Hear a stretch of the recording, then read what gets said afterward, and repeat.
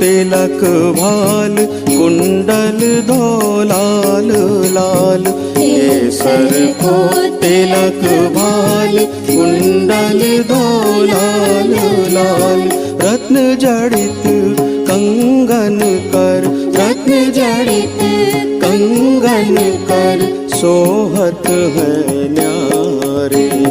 जय गणेश जय गणेश जय गणेश प्यारे, जय गणेश जय गणेश जय गणेश प्यारे।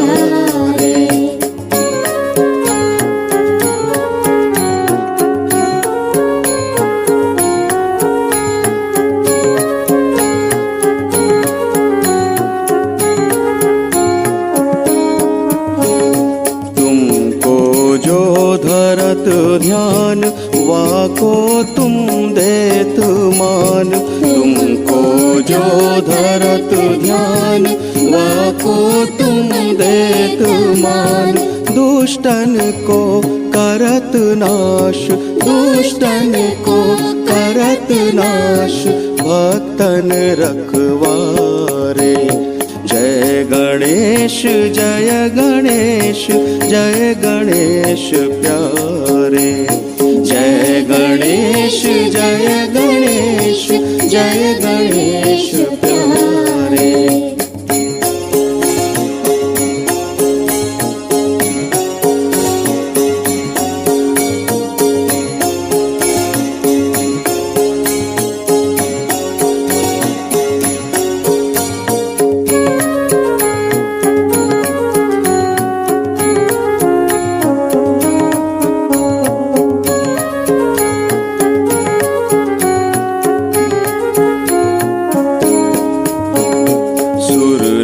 सब लेत नाम पावत वैकुंठ धाम। सुर नर सब लेत नाम पावत वैकुंठ धाम। तुलसीदास करत मान, तुलसीदास करत मान, चरण में तिहारे। जय गणेश जय गणेश जय गणेश प्यारे। जय गणेश जय गणेश जय गणेश प्यारे। जय गणेश जय गणेश जय गणेश प्यारे। जय गणेश जय गणेश जय गणेश प्यारे।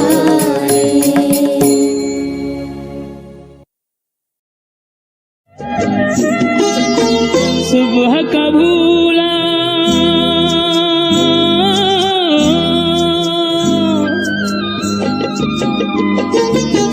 सुबह का भूला जो शाम को लौटे तो भूला ना कहलाए।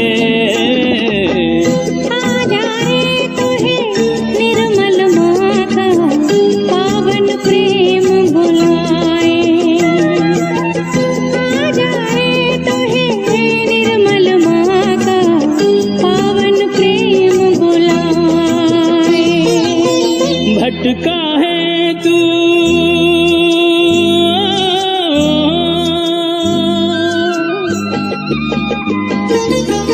भटका है तू पापी नहीं है, मात यही समझाए।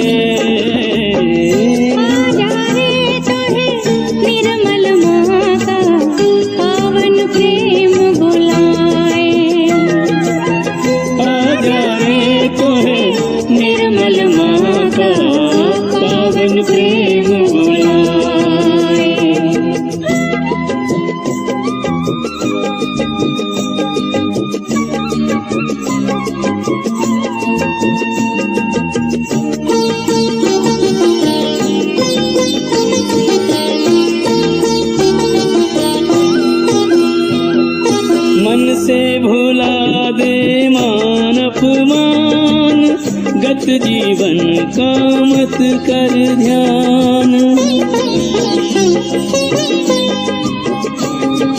अंतर तेरा गुण रत्नों की खान, कर ले तू अपनी पहचान। सहज कहाँ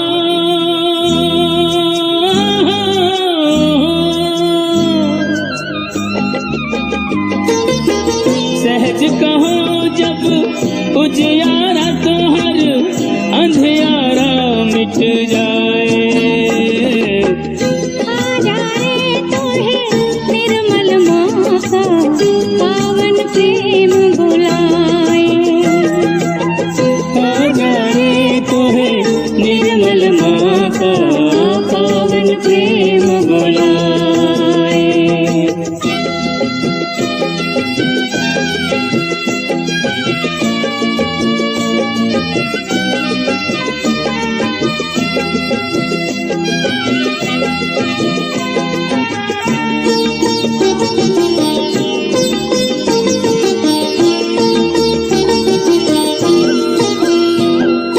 तुझ में तेरी जो संपत छुपी, उस पे कभी ना दृष्टि पड़ी।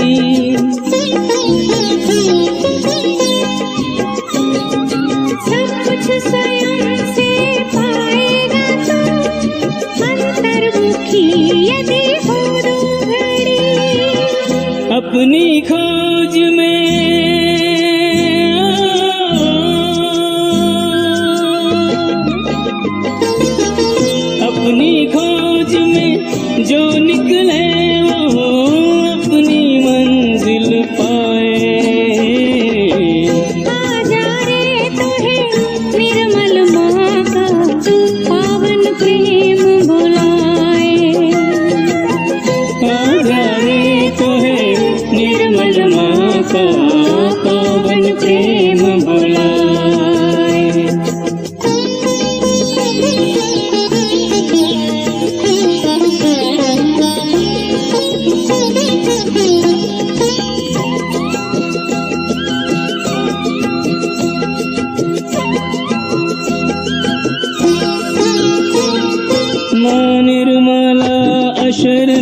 शरण, तारन हारे उनके चरण। कुंडलिनी का जो हो जागरण, होगा भविष्य का शुद्धिकरण। माँ की शक्ति से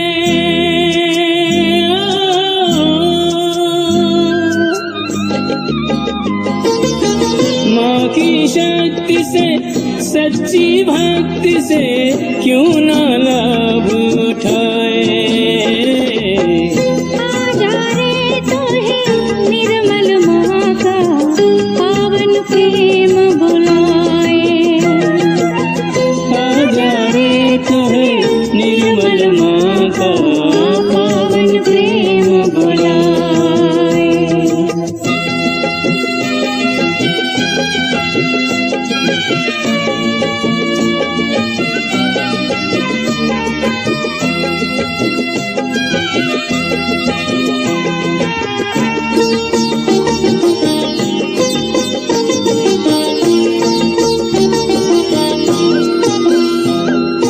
बच्चों का हर दुख माता सहे, हंसती रहे और कुछ न कहे।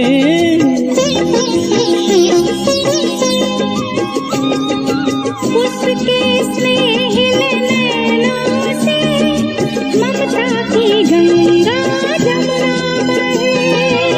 वरदानों के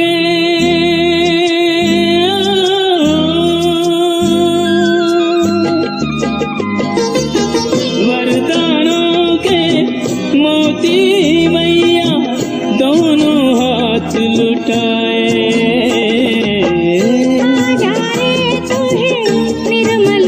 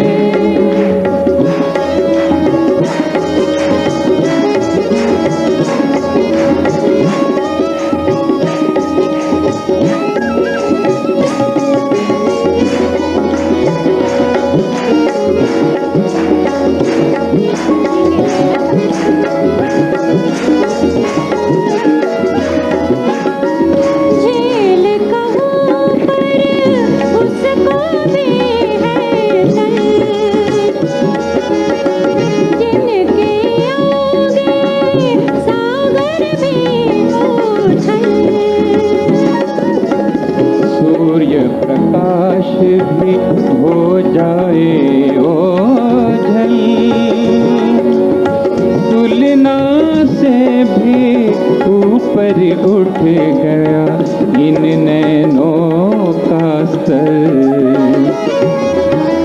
प्यार भरे ये दो निर्मल नैन,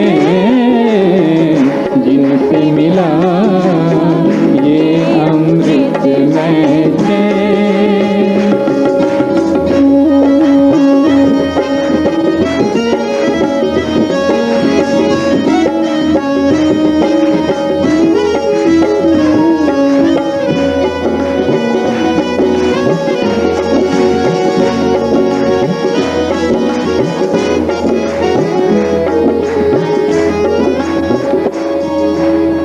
जैसे सरिता सागर में जाए धुल, जैसे सरिता सागर में जाए घुल, निर्मल मंगलता में गए हम धुल। भूत भविष्य की चिंता गए हम सुगंधमय चेतना से बिखरे हैं ये फूल। प्यार भरे ये दो निर्मल नैन, जिनसे मिला ये अमृत में चैन।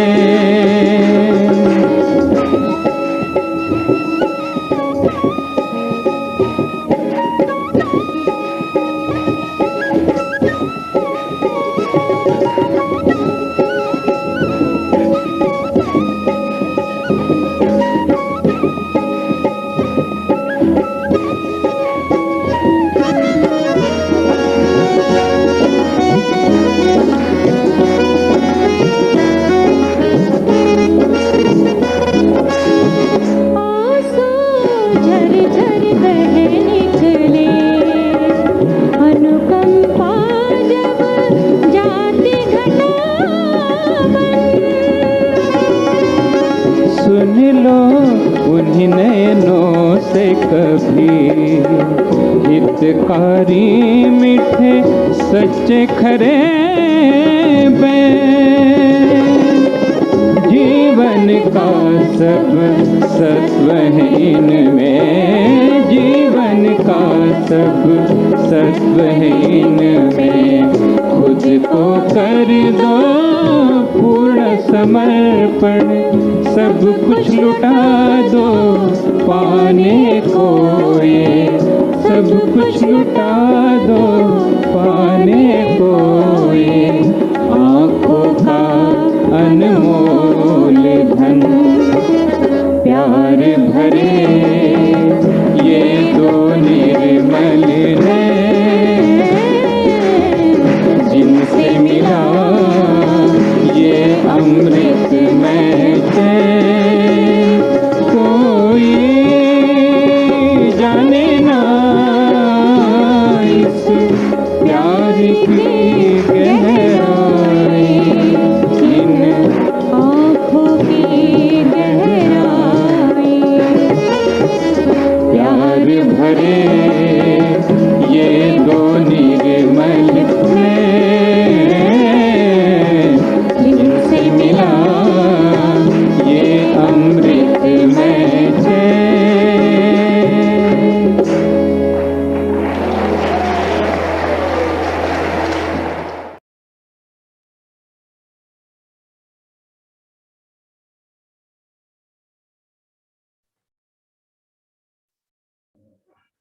जय श्री माता जी। सहज योग, द एटर्नल नॉलेज, निरंतर ज्ञान के इस ध्यान के मंच पर आप सब संतों का, पुण्य आत्माओं का, देवदूतों का स्वागत है। कृपया हमारी टीम की ओर से हमारा हृदय से प्रणाम स्वीकार कीजिए। आज सहस्त्रार का दिन है। तो माँ ने तो यही कहा था कि जब सहस्त्रार खुल जाता है तो धरती पर स्वर्ग महसूस होता है, क्योंकि जो स्वर्ग में महसूस होता होगा, जो कि हम नहीं जानते, वो धरती पर महसूस होता है। जब कुंडलनी माँ सारे चक्रों को पिरोती हुई और हमारे भ्रमरंध्र से निकलती हैं तो हमें तीनों गुणों के ऊपर डाल देती। तीनों गुणों को हम भूल जाते हैं, अब हम सहस्त्रार पर पहुंच जाते हैं। और जब सहस्त्रार खुलता है तो परमात्मा के आशीर्वाद हमारे अंदर आते हैं और हमारे हर चक्र को अलग अलग तरीकों से निरंजित करता है ये परम चक्र। और हमारी आत्मा भी अब जो है वो पूरी तरह प्रबोधित होती है और वो जो प्रकाश है आत्मा का हमारे अंदर फैलता है। हम अंदर बाहर दोनों से आशीर्वादित होते हैं। शरीर भी ठीक होना शुरू हो जाता है और आनंद, सच्चिदानंद की स्थिति आ जाती है। कईयों को अलग अलग महसूस होता है कि कईयों को ऐसा लगता है कि सर के ऊपर कुछ पिघल रहा है, कईयों को ठंडक महसूस होती है। तो अलग अलग सेंसेशंस आती हैं हमारे अंदर। माँ ने इसके बारे में एक एडवाइस दी हुई है कि हमें पहले अपना बायां हाथ की हथेली अपने सहस्त्रार पर रखिए, सहस्त्रार को दबाइए और घड़ी के रुख घुमाइए दाहिना हाथ माँ की ओर। उसके बाद दाहिने हाथ को रखिए और बाएं हाथ को माँ की तरफ रखते हुए फिर घुमाइए, प्रेशर थोड़ा देते हुए। फिर घड़ी के रुख घुमाइए, फिर दोनों हाथों को कप करके अपनी उंगलियों से दाहिने और बाएं, आपका ईगो और सुपर ईगो, सर का दाहिना और बायां हिस्सा, उसको थोड़ा मसाज कीजिए। जब ऐसा कर लेते हैं उसके बाद दोनों हाथ माँ की ओर, और आप देखेंगे कि जिनको नहीं भी होता सहस्त्रार पर महसूस, धीरे धीरे महसूस होना शुरू हो जाएगा। एक सहजयोगी ने माँ से पूछा कि माँ, क्या कोई आपकी पर्टिकुलर एडवाइस है सहस्त्रार को खुला रखने की? तो माँ ने कहा, it is very simple, as I have told you that the deity of Sahasrara is sitting before you. मतलब सहस्त्रार की देवी आपके सामने बैठी हैं और सहस्त्रार पर माँ महामाया के रूप में है। और इसलिए अगर आप माँ को अपनी तर्कशीलता से और अपने ख्यालों से, अपने कल्पनाओं से समझना चाहते हैं तो ऐसा नहीं हो सकता। आप केवल समर्पित हो जाएं, माँ के प्रति पूर्ण समर्पण करिए, अपने आप को भूल जाइए, बस समर्पण कर दीजिए। जब आप हृदय से, मन से, शरीर से, सबसे समर्पण हो जाएगा तो सहस्त्रार खुला रहेगा। तो आइए इन्हीं बातों को ध्यान में रखते हुए आगे बढ़ते हैं। कलेक्टिव बंधन।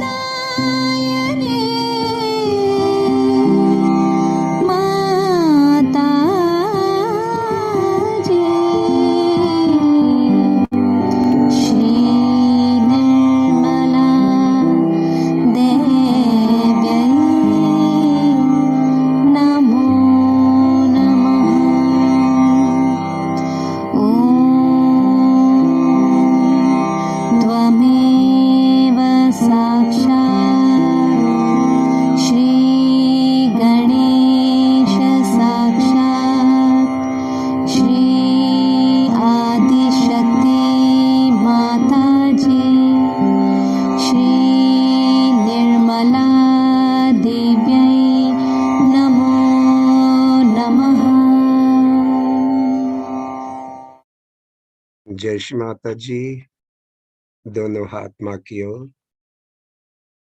चित्त सहस्त्रार पर, नजर माँ की बिंदी पर, माँ को भक्ति से, श्रद्धा से, पूर्ण समर्पण भाव से निहारिए और माँ के प्रति सुंदर सुंदर भाव बनाइए। शुरू में हम कहते थे ना कि माँ तू ही माता, तू ही पिता, तू ही गुरु, तू ही स्वामी, तू ही आत्मा, तू ही परमात्मा, तू ही मेरे जीवन का आधार है, तू ही मेरे जीवन का प्रेम है, तू ही मेरा आनंद है, तू ही मेरा लक्ष्य है, तू ही मार्गदर्शक है, तू ही मेरी मंजिल है, तू ही मेरा अस्तित्व है, तू ही मेरे घर की शोभा है। माँ तू तो सर्वव्यापी प्रेम की शक्ति है, तू ही जीवंत क्रिया है, तूने पूरा ब्रह्मांड संभाला हुआ है। माँ केवल तू ही है, तू ही, तू ही, तू ही।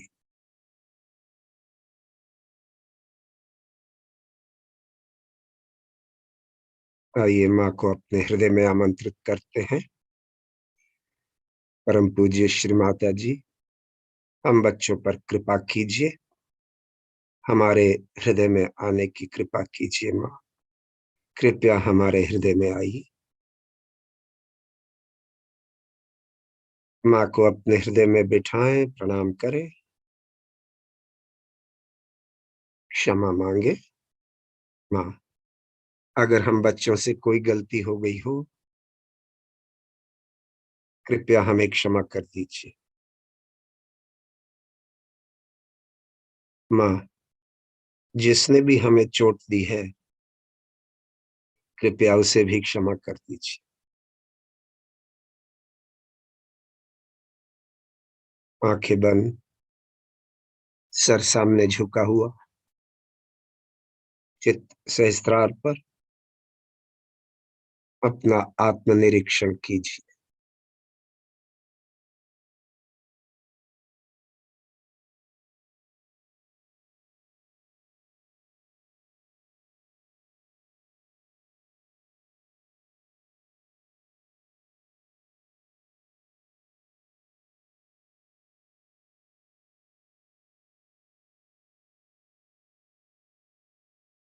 विचार बिल्कुल बंद हो जाते हैं तो हम माँ से प्रार्थना करते हैं। माँ आज तो हम अपने सहस्त्रार पर ही पहुंचने की कोशिश करते हैं। आपकी कृपा से ही सब कुछ होता है। माँ सहस्त्रार पर आप सहस्त्रार महामाया हो और हम पूर्ण समर्पण से ही सहस्त्रार पर पहुंच सकते हैं। माँ आज सहस्त्रार पर जाने से पहले हम अपने हर चक्र पर, अपनी सुषुम्ना नाड़ी के पर, हर चक्र पर थोड़ा ध्यान देते हुए और चक्र को खोलते हुए आपकी कृपा से हम ऊपर आना चाहते हैं, जहां के हम आपके साथ जुड़ सके, आपके प्रेम की शक्ति के साथ जुड़ सके। तो आइए सबसे पहले हम अपना चित्त रखते हैं मूलाधार पर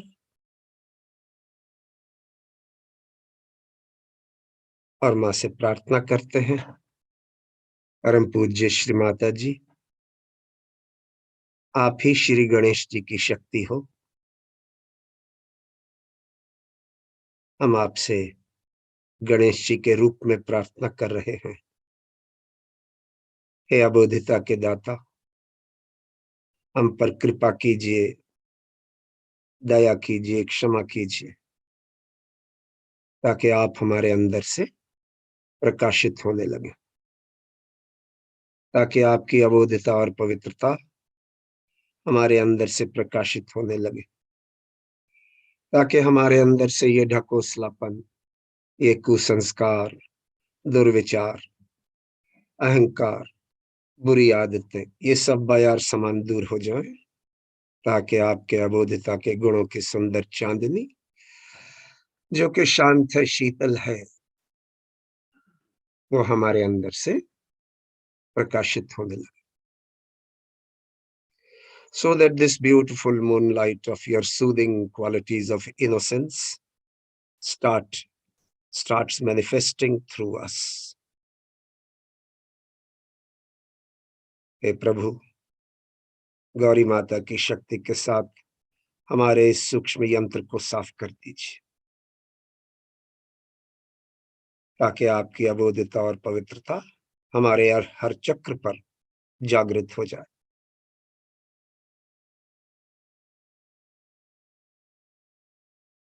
कृपया गौरी माता की शक्ति के साथ हमें उस निराकार में उतारिए, जहां केवल आनंद ही आनंद हो, जहां हमारे रोम रोम से ये शक्ति बहे, जिसको सारी दुनिया देखे और समझे और सहयोग की ओर आकर्षित हो.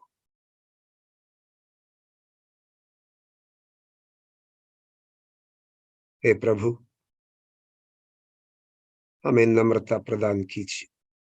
Please grant us humility. विनम्र बना दीजिए. प्लीज मेक अस हम्बल, ताकि हम आपकी प्रशंसा के योग्य बन सके. So that we are worthy of your attention and appreciation. प्रभु, हमारी तो एक ही इच्छा है कि हम आपको प्रसन्न रख सकें. Our only desire is to please you. चित्त मूलाधार पर थोड़े समय के लिए ध्यान कीजिए.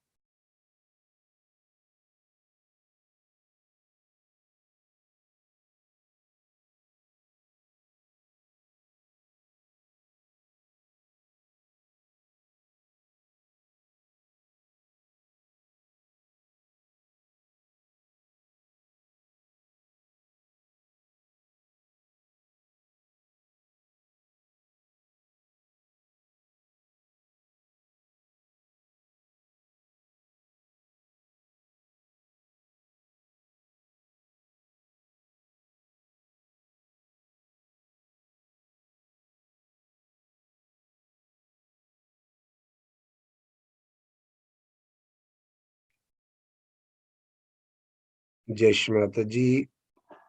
चित्त नाभि चक्र पर. माँ, आप ही श्री लक्ष्मी नारायण हो. कृपया हमें शांति दीजिए, संतोष दीजिए, हमें उदार व्यक्ति बना दीजिए. हमारे अंदर श्री लक्ष्मी और महालक्ष्मी तत्व को जागृत कर दीजिए.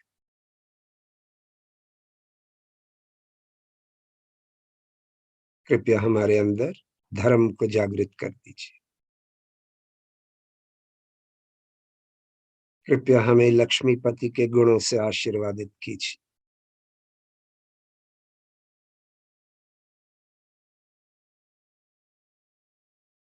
चित्त भवसागर पर. माँ, आप ही श्री आदि गुरु की शक्ति हो. आपसे प्रार्थना है श्री आदि गुरु के रूप में. हे प्रभु, हमारे भवसागर में अपनी अबोधता और पवित्रता को जागृत कर दीजिए.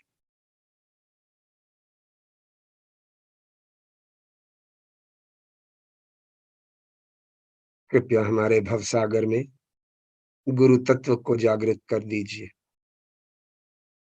ताकि ताकि हमारे अंदर संतुलन हो, बैलेंस, धैर्य हो, पेशेंस, परिपक्वता हो, मैच्योरिटी, निर्लिप्तता हो, डिटैचमेंट, नम्रता हो, ह्यूमिलिटी, साधकों के प्रति प्रेम हो, love for all seekers, Sahajyoga का पूरा ज्ञान हो, कंप्लीट नॉलेज ऑफ सहजयोगा. ताकि हम सहज गुरु का कार्य संभाल सके।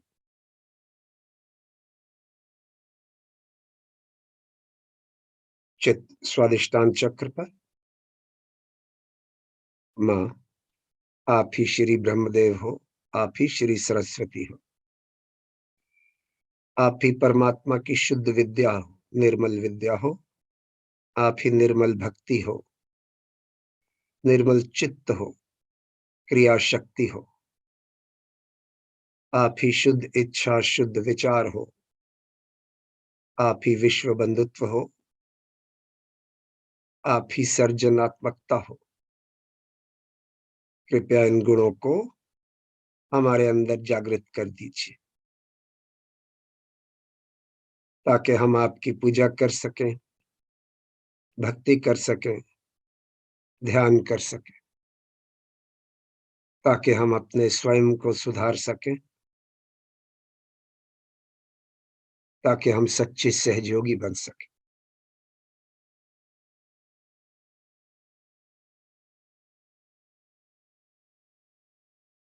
चित्त सेंटर हार्ट।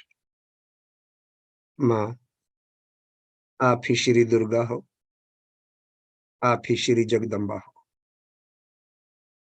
आपने इस सृष्टि का निर्माण किया है, आप पूरे जगत की माता हो, आप सर्वशक्तिमान हो।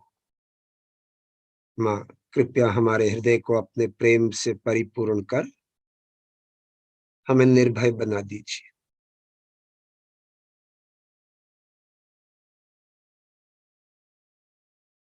कृपया हमारे सेंटर हार्ट में एंटीबॉडीज की संख्या को बढ़ा दीजिए, ताकि कोई भी वायरस और इन्फेक्शन हमें छू न सके।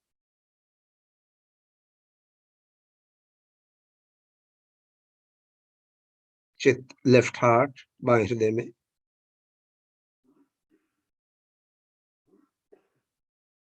माँ, आप ही विश्व आत्मिका हो, आप ही हमारी आत्मा हो, शिव जी के रूप में हो। आपसे प्रार्थना है, हे करुणा निधि, हमें क्षमा कर दीजिए अगर हमारे से कोई गलती हो गई हो। करचरण कृतम वा, कायजम करमजम वा, श्रवणनयनजम वा, मानसम वा अपराधम, वहितम अवहितम वा, सर्वं मे तत्व क्षमस्व। जय जय करुणाब्धय श्री महादेव शंभु।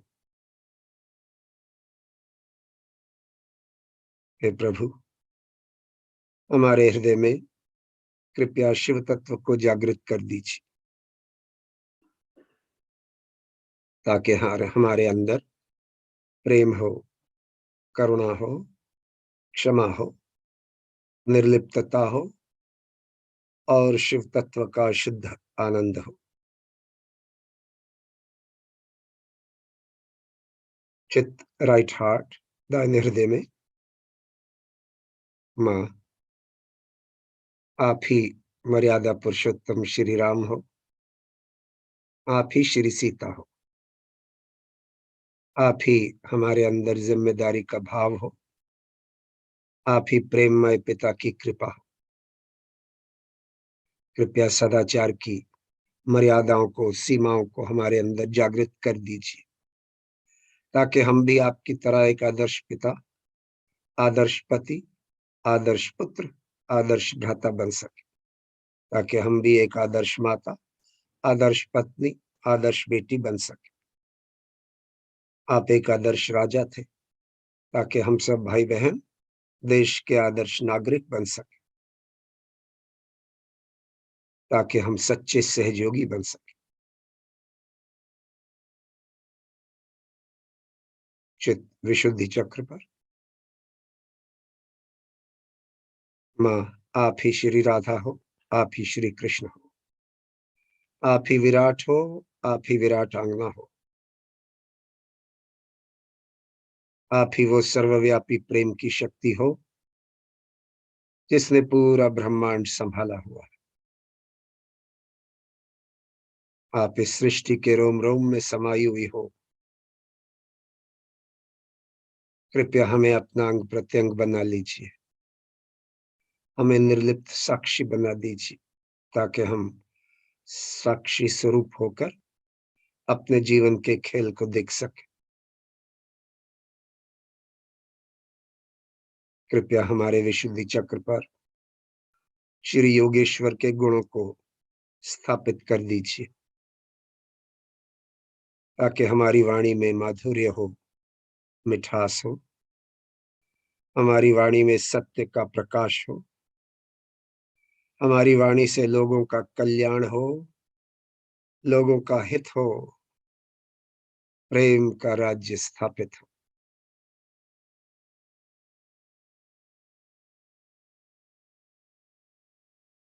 चित हमसा चक्र पर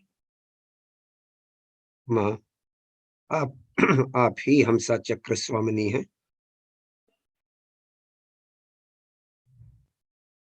कृपया हमें ऐसी शक्ति प्रदान कीजिए, ऐसा विवेक दीजिए कि हम अपने स्वयं को सुधार सकें। चित आज्ञा चक्र पर माँ, आप ही श्री जीसस की शक्ति हो। कृपया हमें क्षमाशील बना दीजिए,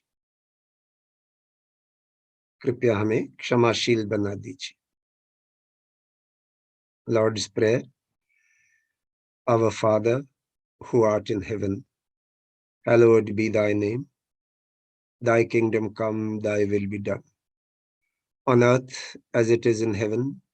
Give us this day our daily bread, and forgive us our trespasses, as we forgive those who trespass against us. Lead us not into temptation, but deliver us from evil. For thine is the kingdom, the power, and the glory, forever and ever. Amen. चित्त सहस्त्रार पर माँ, हम सब भाई बहनों का पूर्ण समर्पण और कृतज्ञता स्वीकार कीजिए।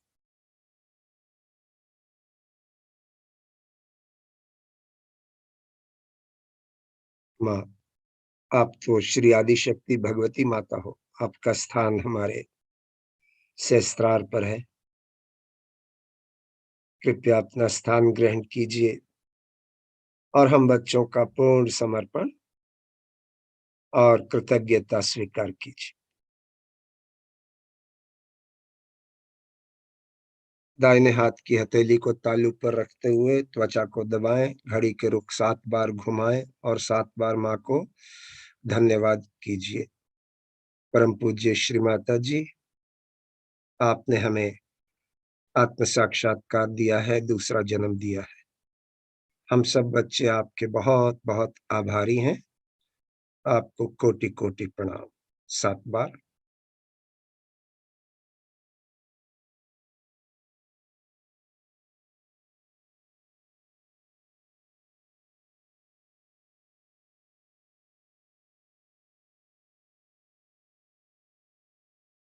दोनों हाथ नीचे माँ की ओर, चित्त सहस्त्रार पर।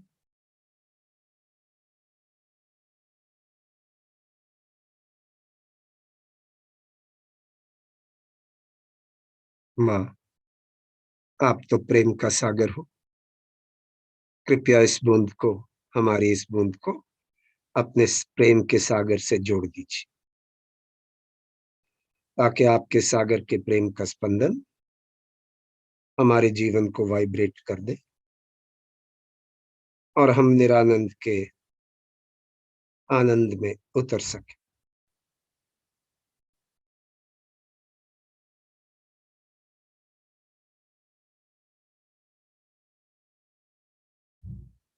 माँ, हमें वो शक्ति प्रदान कीजिए,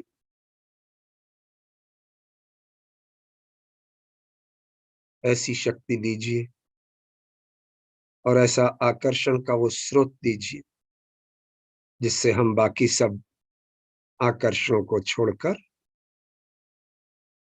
शिव तत्व के शुद्ध आनंद में उतर सके। Please grant us that power and that source of attraction by which we leave all other attractions to fall into the pure joy form of Shiva Tattva.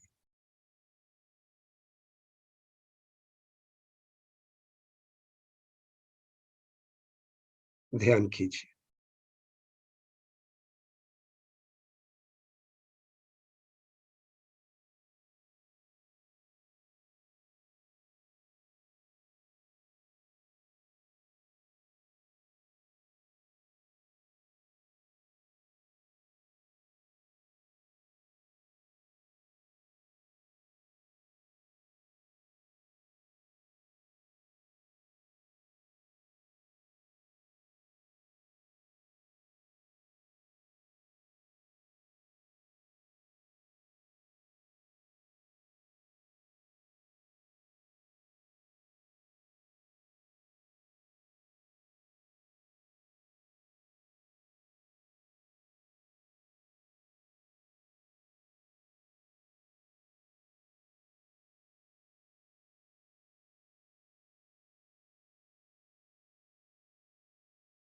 अभी अपने चित्त को थोड़ा एक्सपेंड कीजिए, ऊपर जाइए थोड़ा।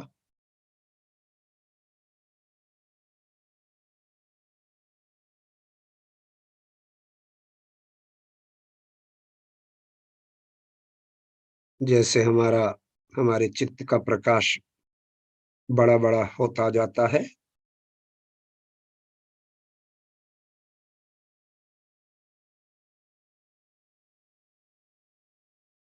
तो आपको अलग अलग सेंसेशंस आएंगी।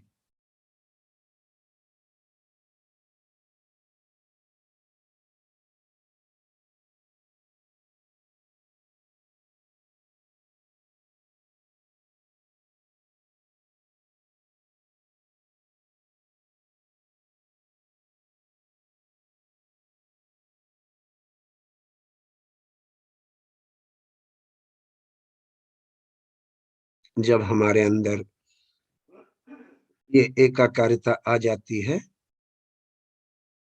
तो ये तब तक टूटती नहीं है जब तक आप कुछ न करें। अगर आप सोचना विचारना बंद शुरू कर देते हैं, तो फिर ये एकाकारिता जो है वो धीरे धीरे टूट जाती है।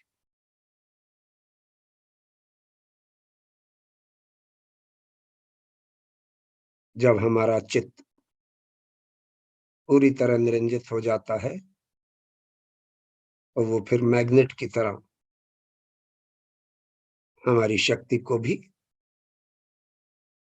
अपने साथ खींच लेता है।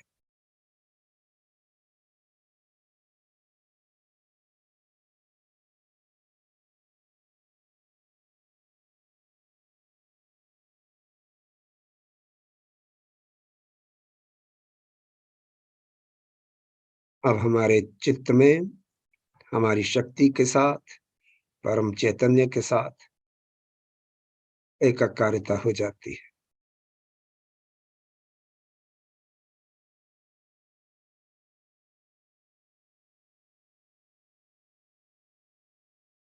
अब आप परमात्मा के राज्य में आ जाते हैं।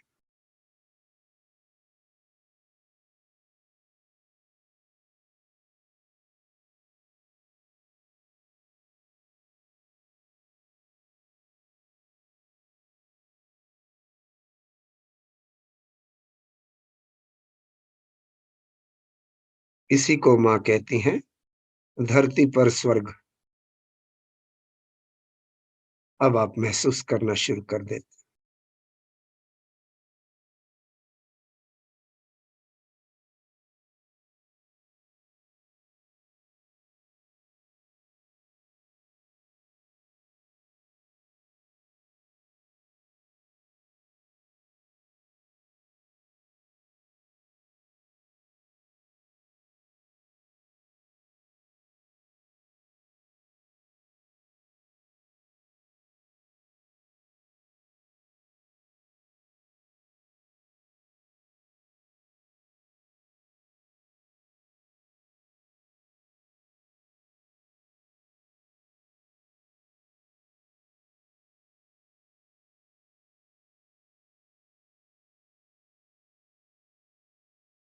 और ऊपर जाएं।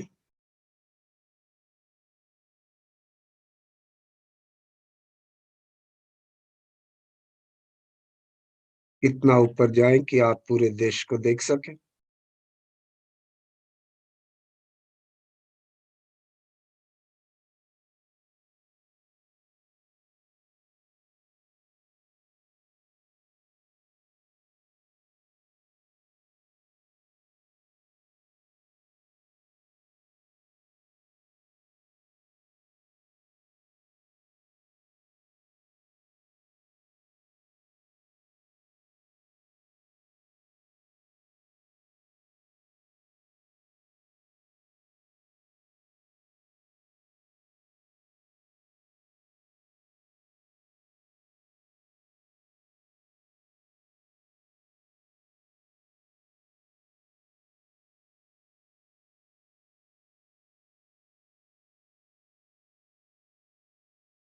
यहाँ से प्रार्थना कीजिए कि माँ,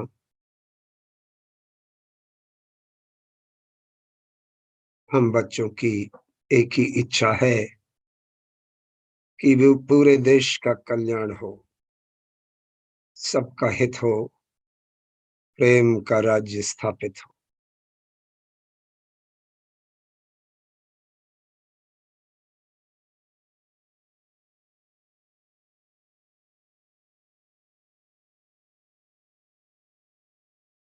अंतरिक्ष में जाइए और पूरी धरती को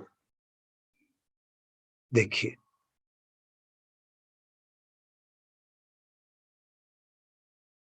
ये केवल कल्पना है, देखना नहीं है। वहां पर भी यही प्रार्थना कीजिए कि सबका कल्याण हो, सबका हित हो, प्रेम का राज्य स्थापित हो। और जो भी इसके बीच आने की कोशिश करे, उसको कृपया रास्ते से हटा दीजिए।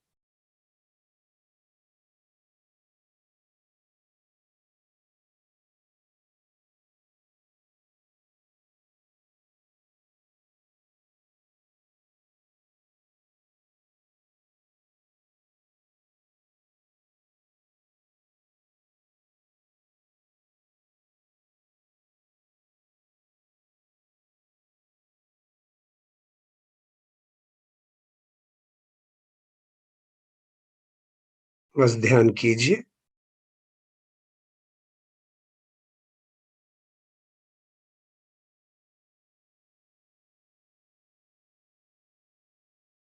बहुत सुंदर स्थिति है।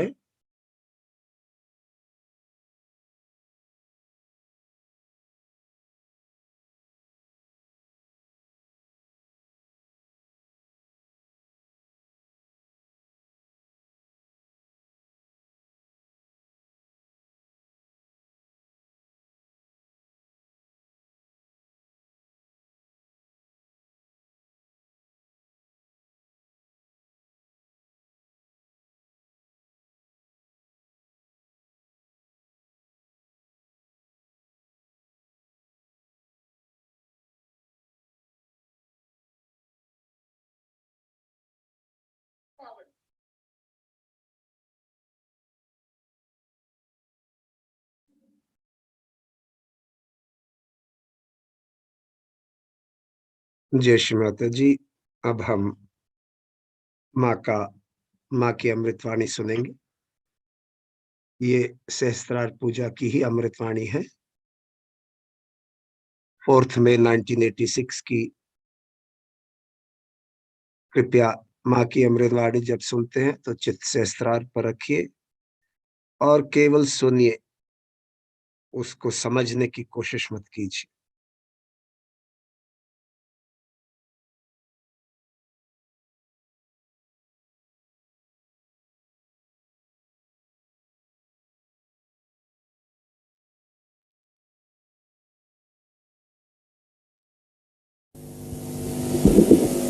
Today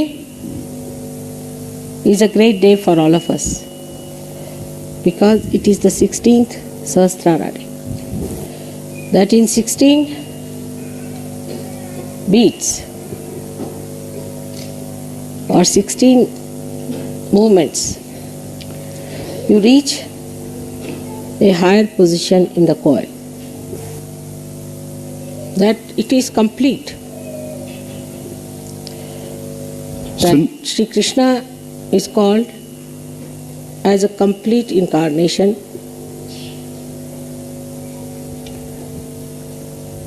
because he has 16 petals.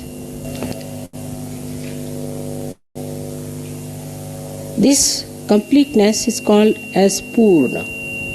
So now we move into another dimension. The first one was where you got your self-realization. In the evolutionary process, if you see, the animals are not conscious of many things which human beings are conscious of. Like the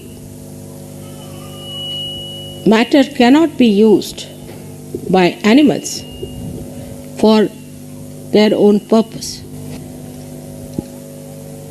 Also, they are not conscious of themselves at all. If you show a mirror to animals, they do not react to it as if they are in the mirror, except for, I think, chimpanzee. That means we are rather close to them. Ce qui exprime notre proximité généalogique avec eux. So when we have become human beings, we became aware in our consciousness of many things which were unconscious to the animals. So in their brain, they did not understand that they could put matter into their own use. As human beings, you were all unaware of the chakras that existed within you. So your consciousness still was working halfway through unconscious working of the chakras and the conscious working of the mind. You also never felt your autonomous nervous system or your inner organs, how they are working. You did not even feel how you are getting affected by other influences. As a result of that, with the freedom that human beings achieved or were granted, they gathered all kinds of things into their brains, into their sahasrara, without being aware of it. They use their sahasrara, their brain, for all kinds of purposes which were fruitless.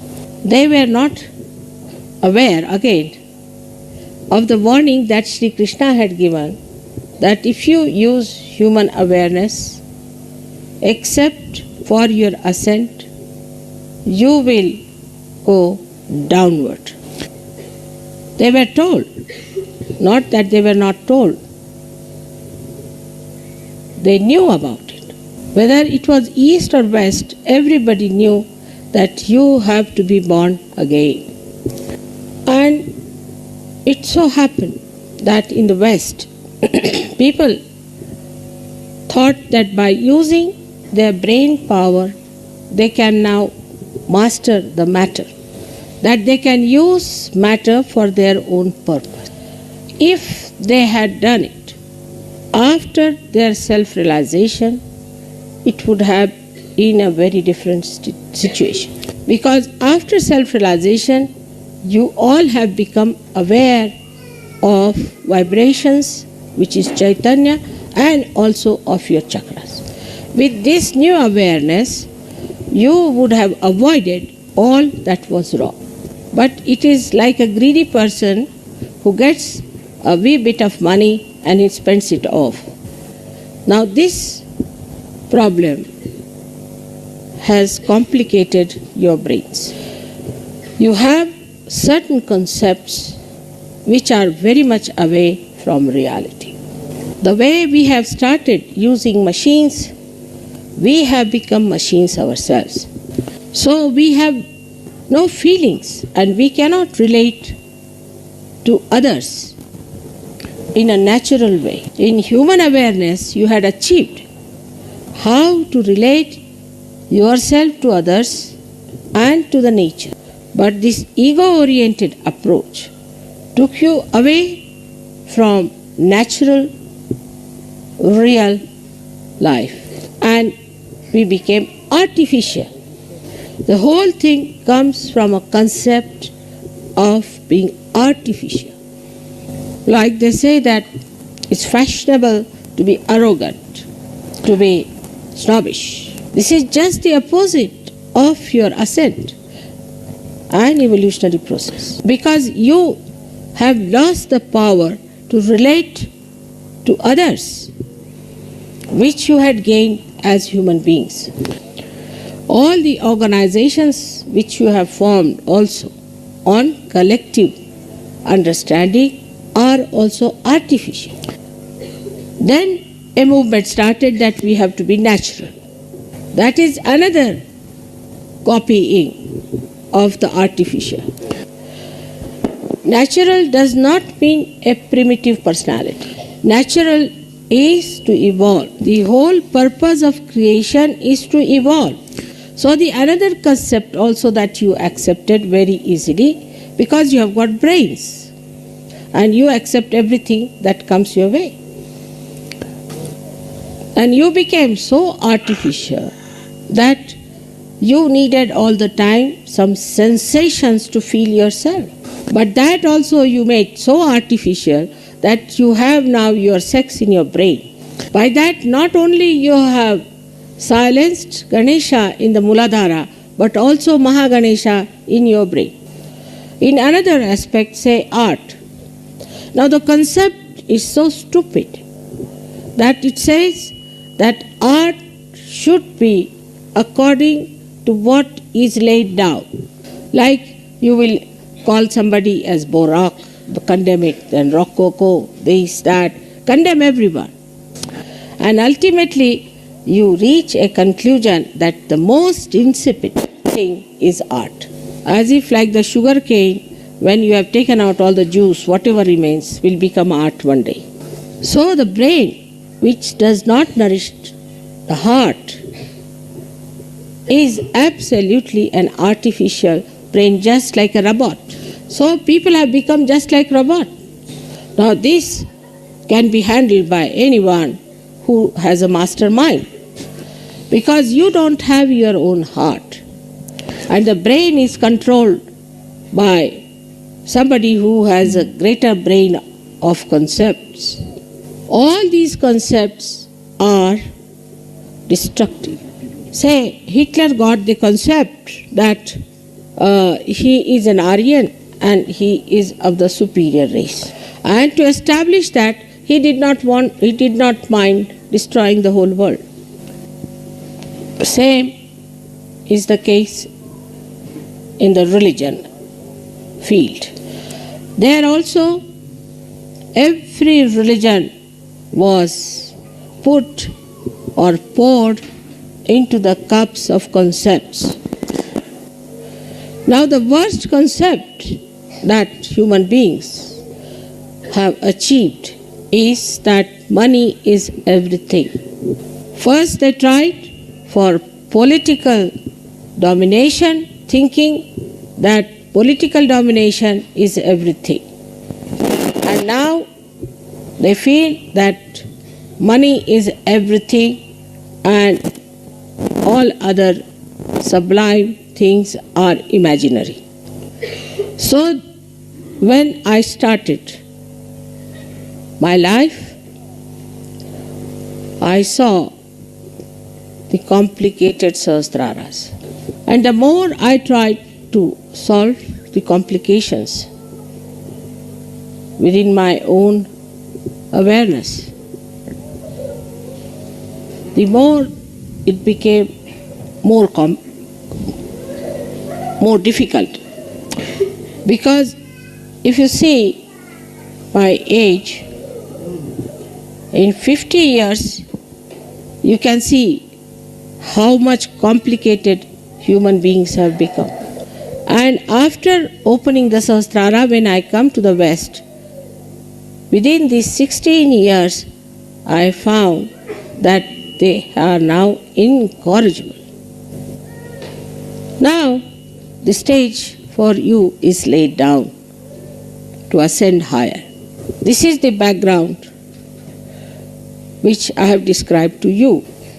And you can see how when you have a program, there will be 500 people for the program, and within 2 weeks all will disappear.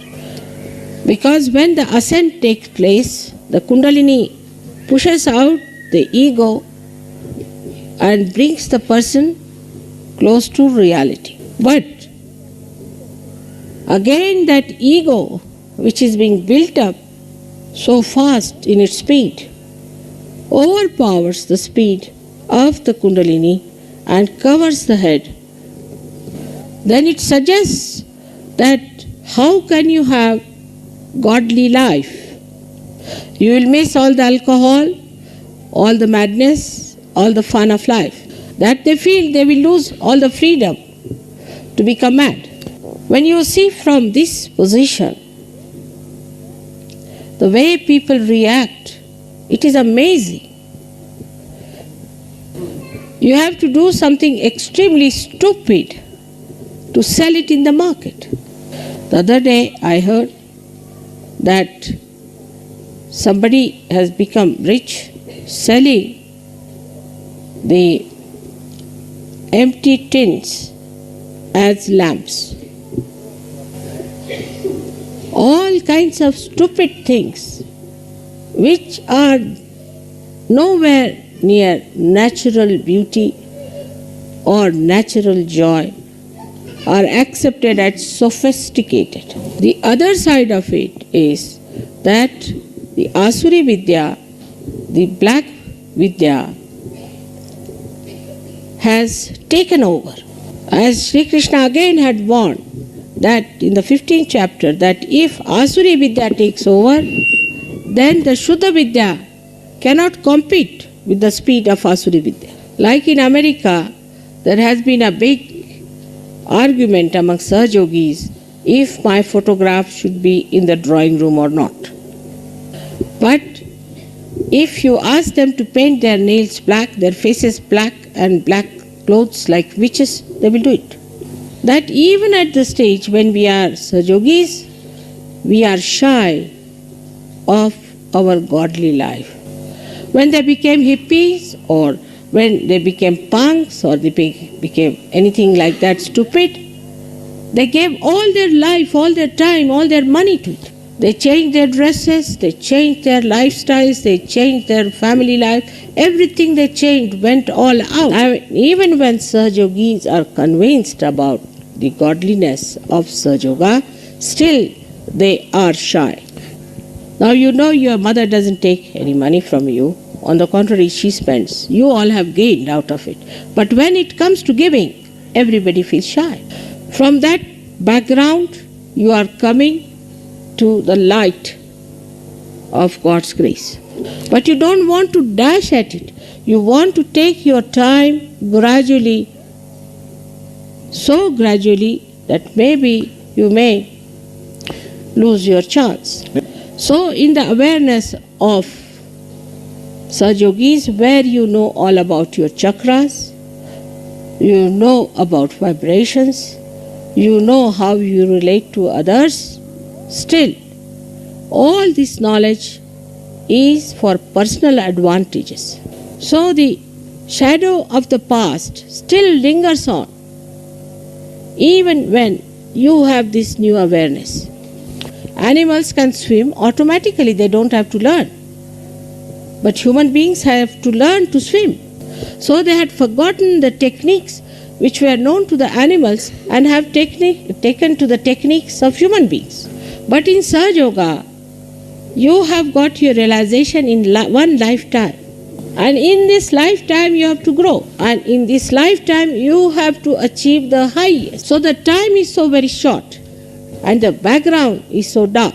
You are surrounded by people who are pouring out morning till evening destructive concepts.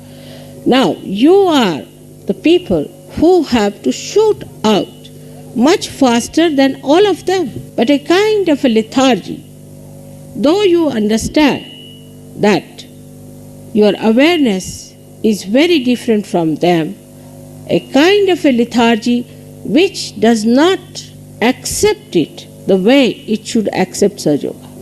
Every one of you must think every day, what have I done for Sahaja Yoga today?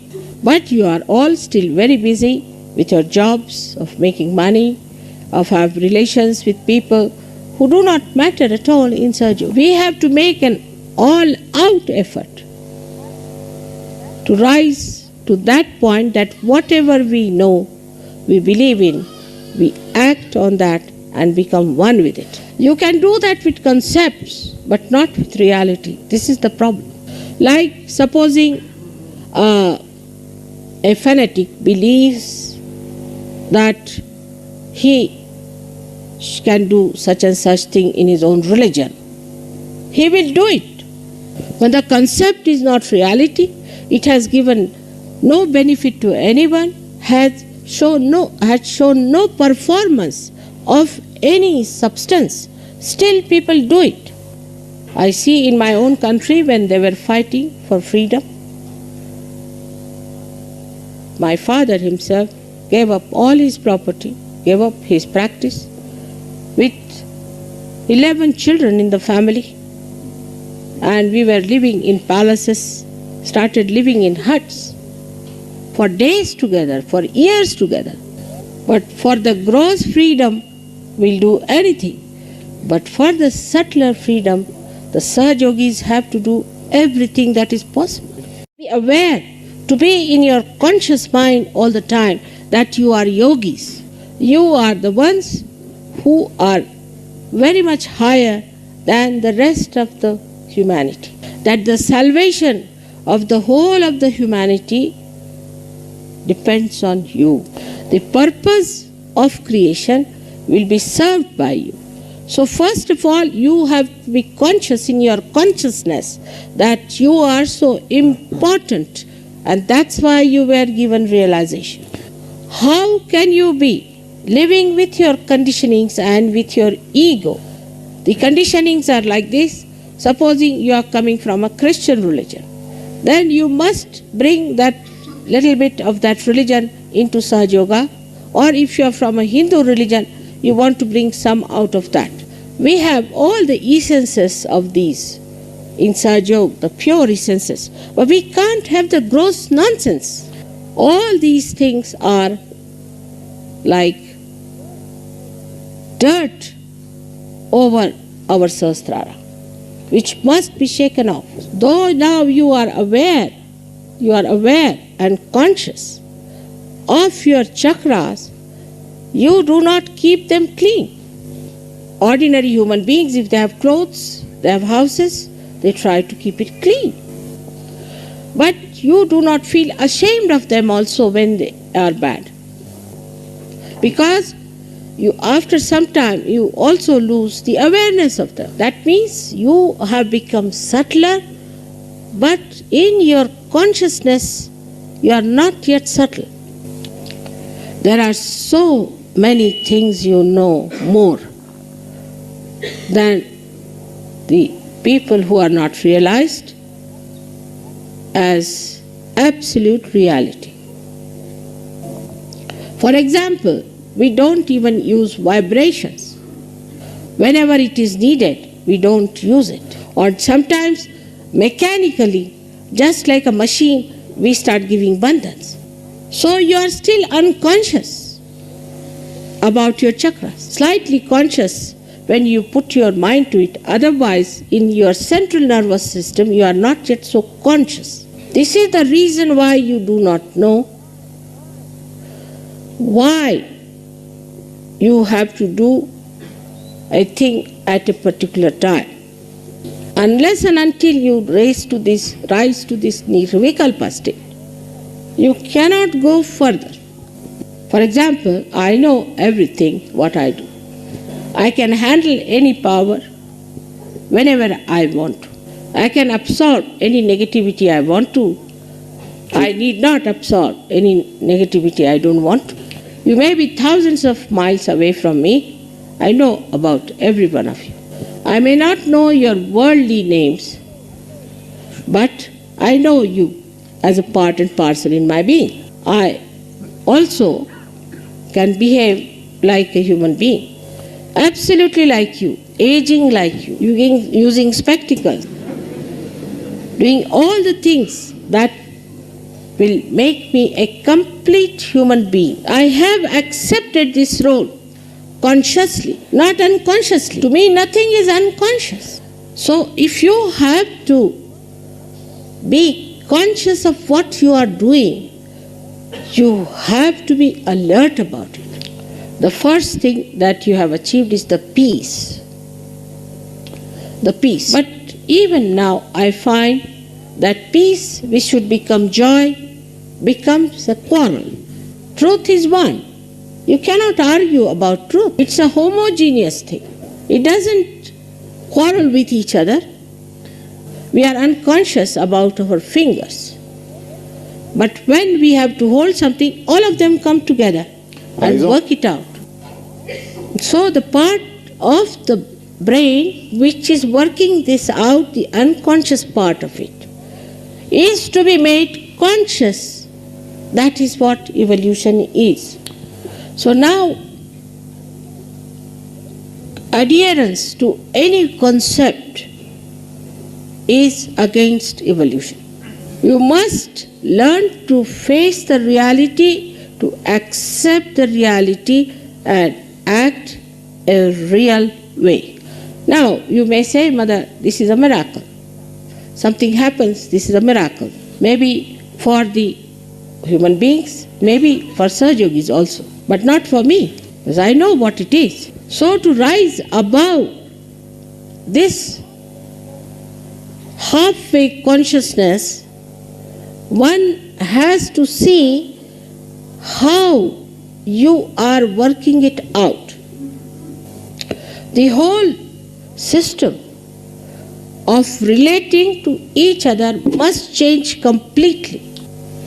That is very important, at least for Western people, because at least in India, people know that human efforts lead you nowhere. You have to take to your ascent. The real Indians. Some of them do take advantage of Sahaja and then disappear. Some of them do, but mostly they know that you have to be conscious of what you have got. So we can say that we have got self-knowledge, but we haven't got self-consciousness. Now, for example, you take somebody's name, say of some great saint, you feel the vibrations are flowing. Also, you know why? Because he is a saint. But why not you, the Sahajogis? If your names are taken, why not the vibrations flow? And in this, you have greater advantages because the Adi Shakti herself is before you. They didn't have anybody to tell them all these things. But the disadvantage of that is this, that you take it for granted. Now in expression, when we say something, when we express, are we natural? Are we doing it from our heart? The consciousness that I'm doing it from my heart is what I want you to achieve. Like there are people who work very hard in SahajaYoga. Others will just take it for granted. They do not want to help. They want everything to be ready-made. That shows that they are not conscious of their own powers of enjoyment. If they do it from their heart, then they will never feel what effort they have put in. They will only feel what they have been blessed with or what they have achieved. The sense of fulfillment and satisfaction will overcome all your problems, especially your left Vishuddhis. Now the second stage would be where you will be conscious of whatever you are doing, where there will be no mistakes. Whatever you will do may appear to be mistake, will turn out to be all right. Nobody is so far like that, so I would like to tell you. Because some people do feel, whatever I say of praising, they think I am saying it to them. Now for example, today I had my watch, I wanted to set my watch, so I pulled this screw up. Say, simple thing. Now this I did, I would say in a way unconsciously, but quite consciously. Because watch stopped and I knew the time, what time I have to be there for puja. So consciously I put myself against myself. If the watch had not stopped, I would have come earlier.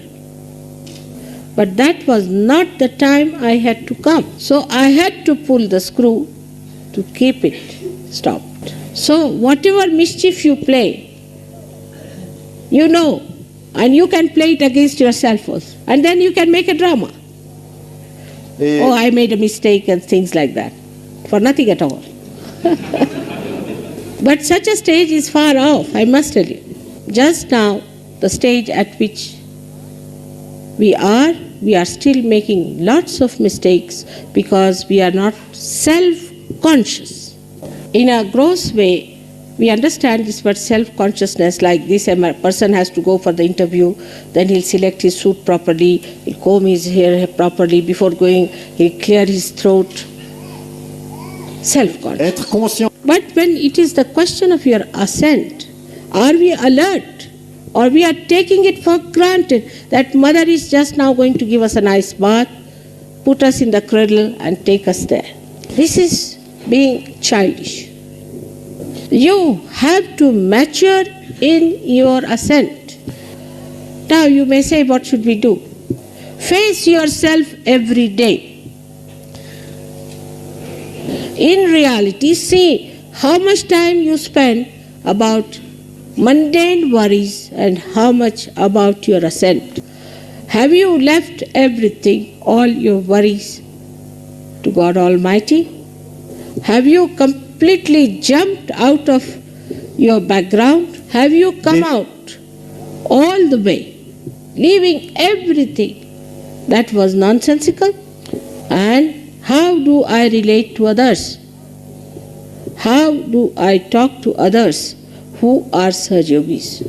I am surprised sometimes if the one Sahajyogi is attacked by a non-Sahajyogi, that a Sahajyogi group should support a non-Sahajyogi, or a Sahajyogi who has to come up pays more attention to the negative people than to the positive. He relates better to the people who are negative than to the people who are positive. He is more friendly and open with the negative persons than with the positive. You have to cling on to the positive.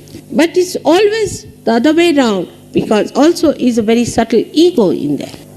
All these subtle understandings I have told you many a times.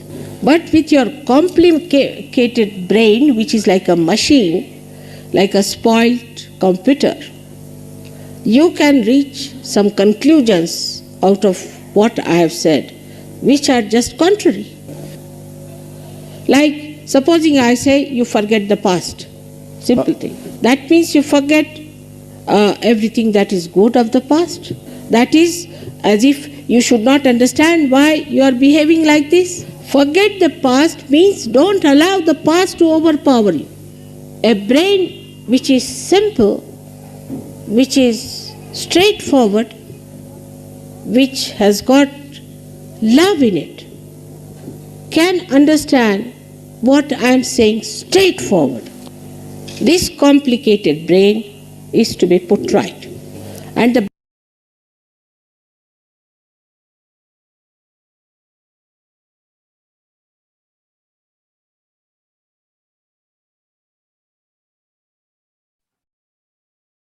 जय श्री माता जी। आइए थोड़ी देर निःशब्द ध्यान करते हैं।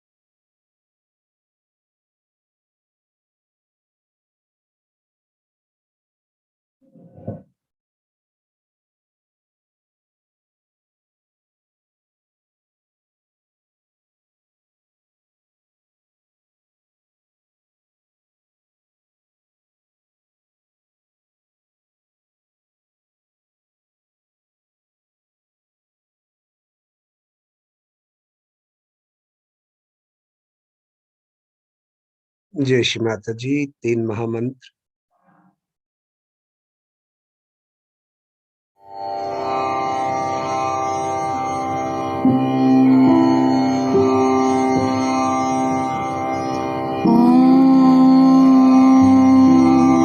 त्वमेव साक्षात्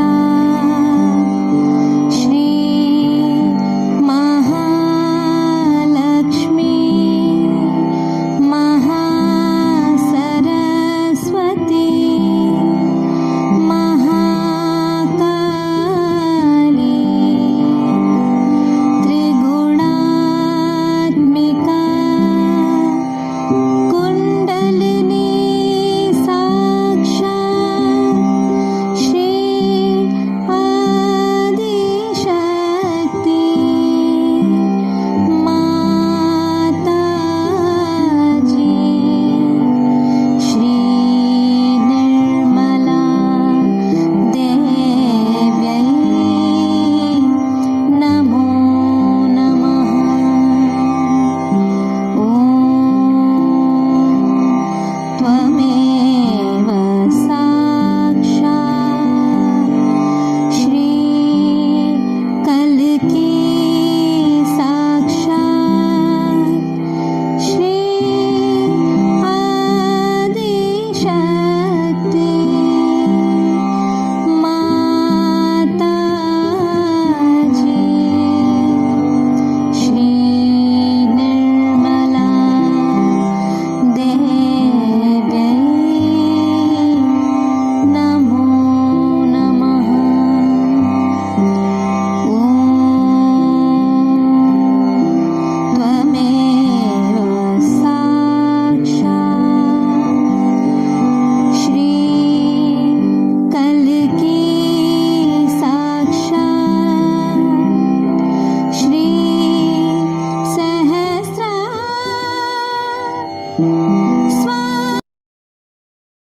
स्वामिनी मोक्षप्रदायिनी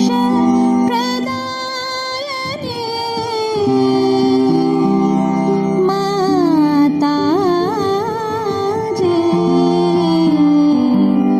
श्री निर्मला देव्यै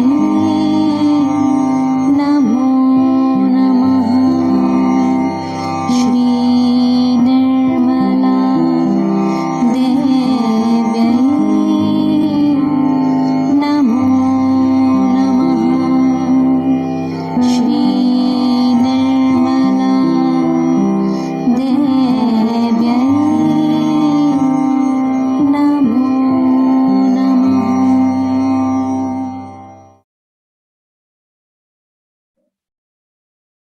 सामूहिक बंधन।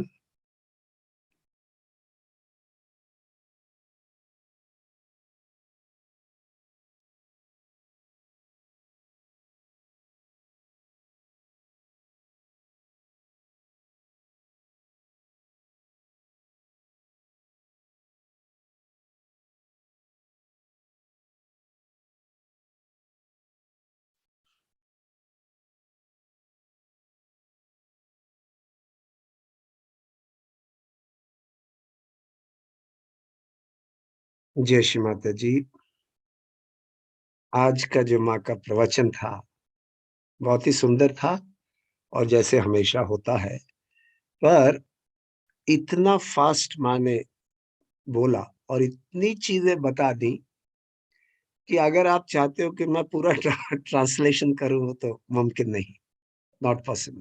पर मोटी मोटी बातें मैं आपको समझा देता हूं कि माँ ने इस प्रवचन में क्या बताना चाहा। माँ ने कहा कि हम लोगों को ये 16वां सहस्त्रार डे था, तो माँ ने समझाया कि हम श्री कृष्ण को कहते हैं ना 16 कला वाले, तो मतलब हिंदू धर्म में कहते हैं ना उनको 16 कला वाले। तो इसका क्या मतलब है? माँ ने कहा वो पूर्ण अवतार थे, मतलब कि क्योंकि उनके अंदर ये 16 पेटल्स थे, तो वो पूर्ण अवतार थे। और फिर माँ ने समझाया कि जब हम आत्म साक्षात्कारी नहीं थे तो हमारी चेतना, हमारी अवेयरनेस एक लेवल की थी। इसका मतलब हम अपने अंदर जो हमारा ये सूक्ष्म यंत्र है, इसको तो महसूस ही नहीं कर सकते थे। फिर माँ ने कहा कि जब आपको आत्म साक्षात्कार प्राप्त हो गया, फिर भी जो आपको सूक्ष्म चेतना प्राप्त हुई, आप उसका इस्तेमाल तो नहीं कर रहे। क्या आप हमेशा अपने चक्रों की सफाई करते हैं? चक्रों को देखते हैं कि क्या ये साफ हैं या ये गंदे हो गए हैं, इनके अंदर कोई प्रॉब्लम आ गया है, इम्बैलेंस आ गया है, क्या हम ये देखते हैं? नहीं, हम तो एक मशीन की तरह बस आत्म साक्षात्कार दे दिया, सुबह ध्यान कर लिया, शाम को ध्यान कर लिया, फूड सोकिंग कर लिया और खत्म। माँ ने कहा कि चारों तरफ हमारे जो एक कॉन्सेप्ट, जब माँ कॉन्सेप्ट का लफ्ज़ का इस्तेमाल करती हैं, तो कॉन्सेप्ट का मतलब है आइडियाज़।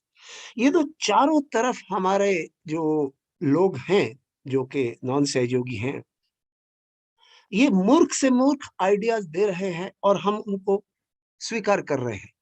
ये नहीं चेक कर रहे अपनी चेतना के साथ कि इस आइडिया का क्या मतलब है, जो भी वो बता रहे हैं।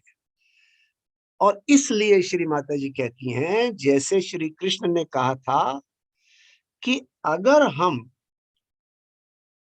आत्म साक्षात्कार के बावजूद अगर हम उन शक्तियों का, उस चेतना का इस्तेमाल नहीं करेंगे, तो हम नीचे गिरेंगे। और इसीलिए हमारे अंदर, हमारे बीच बहुत सारे सहयोगी जो हम लोग मिलते हैं आपस में, तो वो ये कहते हैं कि हम पहले से नीचे गिर गए हैं। क्यों? यही तो माँ ने बताने की कोशिश करी आज। मतलब कि कोशिश तो माँ नहीं करती, मतलब ये बताया माँ ने, और यही तो हमें कोशिश करनी है। क्या? कि जो हमें शक्तियाँ माँ ने दी हैं, आत्म साक्षात्कार के बाद जो हमारे अंदर शक्तियाँ जागृत हुई हैं, उन शक्तियाँ का इस्तेमाल करना है, उन शक्तियों को। दूसरों को भी देना है और अपनी सफाई भी करनी है। हमें अपने आप को फेस करना है, अपना सामना करना है, देखना है हम क्या कर रहे हैं और क्या करना चाहिए। यही पूरा प्रवचन का सारांश यही है कि जो उत्क्रांति में है, हमारी उत्क्रांति में हमें करना चाहिए, वो हम नहीं कर रहे हैं। और इसीलिए माँ ने कहा कि जब तक हम ऐसा नहीं करेंगे, तो जो श्री कृष्ण ने कहा था कि हम नीचे गिरेंगे, तो वही हो रहा है हमारे साथ।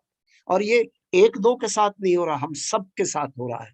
क्योंकि हालांकि हमारे अंदर वो शक्तियां हैं, पर हम उनका इस्तेमाल नहीं करते। जैसे माँ ने कहा कि क्या आप वाइब्रेशन लेते हैं जब आपको लेनी चाहिए किसी भी चीज में?